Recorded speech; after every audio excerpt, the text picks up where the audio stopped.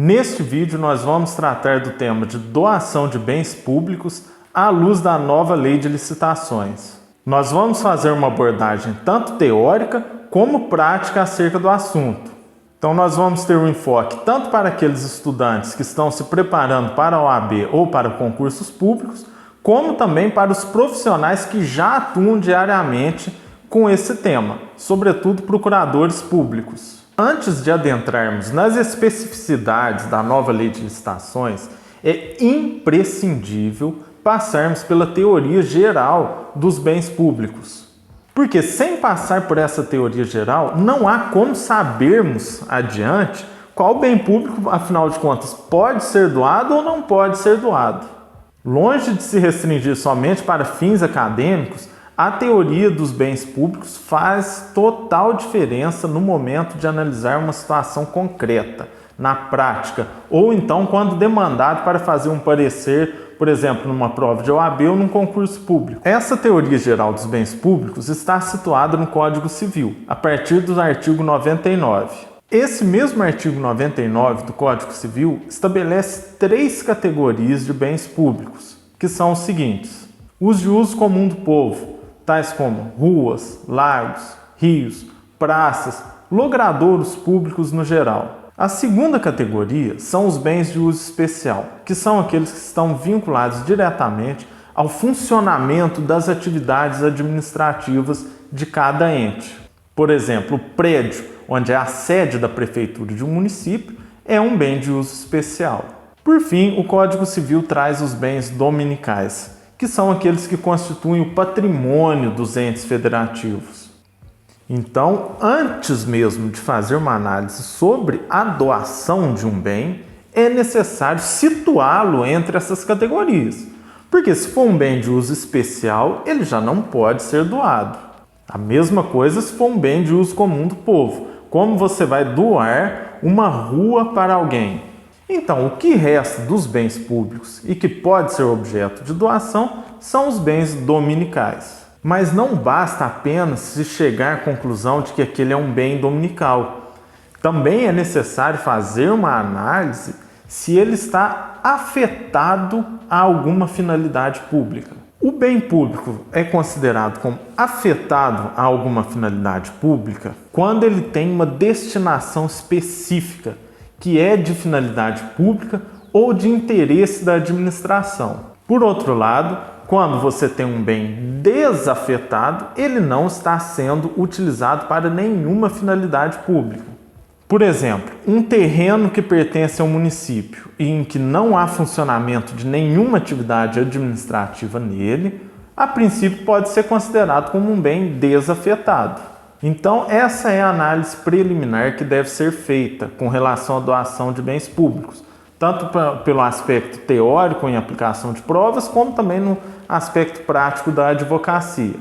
Então, primeiro passo, determinar em qual categoria de bens públicos ele se encontra. Se for dominical, pode ser doado. E, em segundo lugar, é analisar se esse bem está afetado a alguma finalidade pública.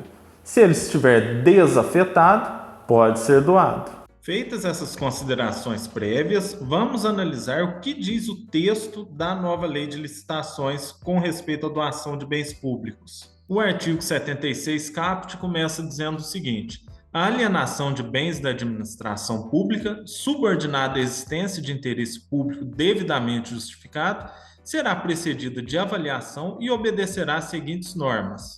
Inciso 1. Tratando-se de bens imóveis, inclusive os pertencentes às autarquias e às fundações, exigirá autorização legislativa e dependerá de licitação na modalidade leilão, dispensada a realização de licitação nos casos de... Agora vamos para o inciso B. Doação permitida exclusivamente para outro órgão ou entidade da administração pública, de qualquer esfera de governo, ressalvado o disposto nas alíneas F, G e H deste inciso. Eis o ponto de maior polêmica no que diz respeito ao assunto de doações de bens públicos. Numa primeira leitura desse dispositivo, é compreensível que se tenha a impressão de que a nova lei de licitações praticamente extinguiu com qualquer forma de doação de bens imóveis públicos a particulares. Até porque a Constituição atribui à União a competência para legislar sobre normas gerais de licitações e contratos públicos. Embora seja compreensível que se dê esse tipo de interpretação para o texto da nova lei de licitações, essa não é a melhor exegese.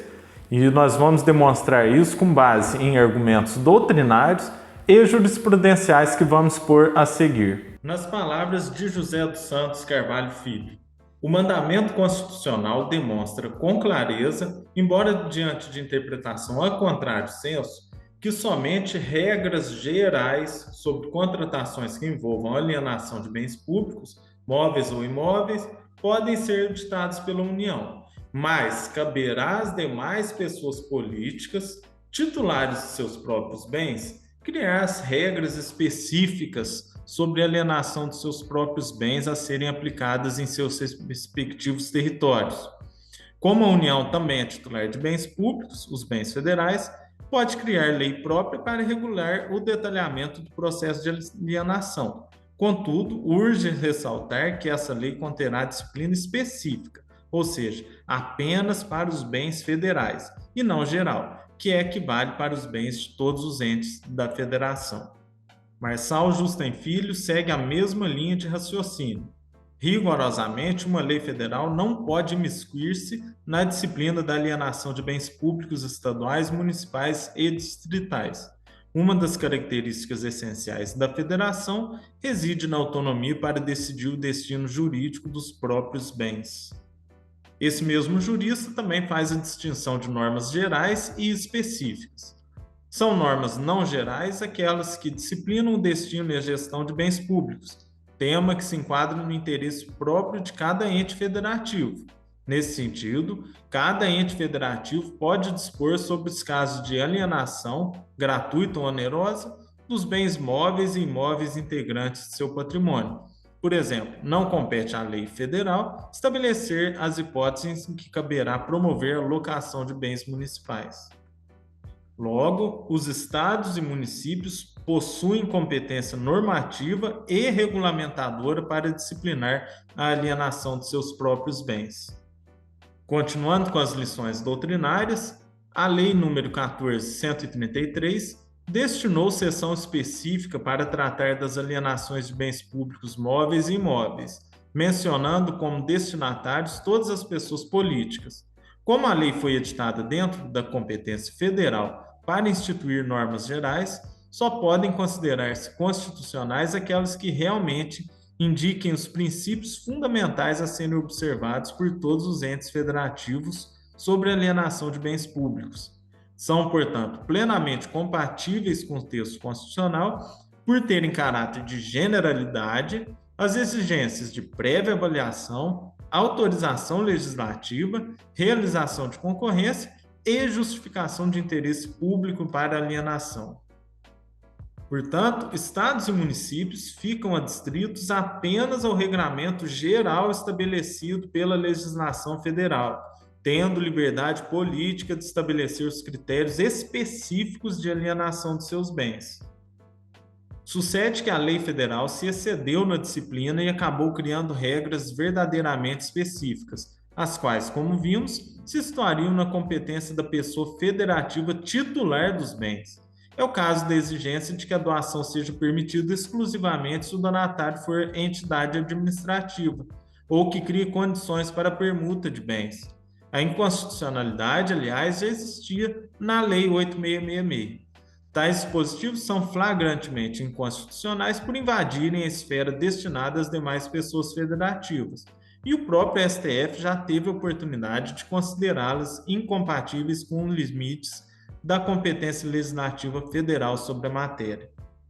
Por fim, mais uma citação de Marçal Justem Filho, que a União não dispõe de competência para proibir que estados, DF e municípios promovam a doação de seus bens imóveis integrantes de seu patrimônio. Esse entendimento foi adotado pelo STF. Portanto, configura-se a existência de uma norma não geral, que se aplica exclusivamente à União.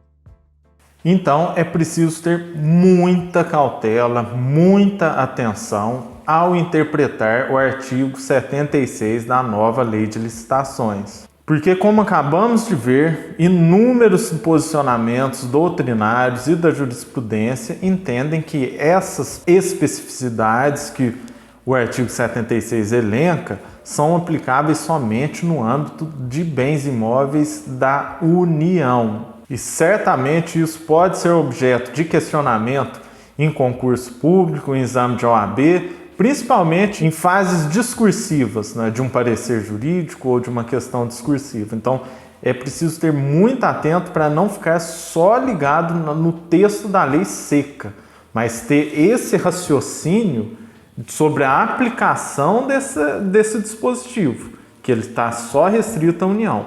Estados e municípios podem criar suas regras próprias de doação dos seus bens. Inclusive, as hipóteses de dispensa de concorrência ou de licitação também ficará a cargo de cada ente federativo estabelecer suas próprias regras, de quando ele vai fazer uma doação precedida de concorrência ou de quando será interessante para esse ente dispensar concorrência e fazer a doação direta, a contratação direta com aquele beneficiário do bem público.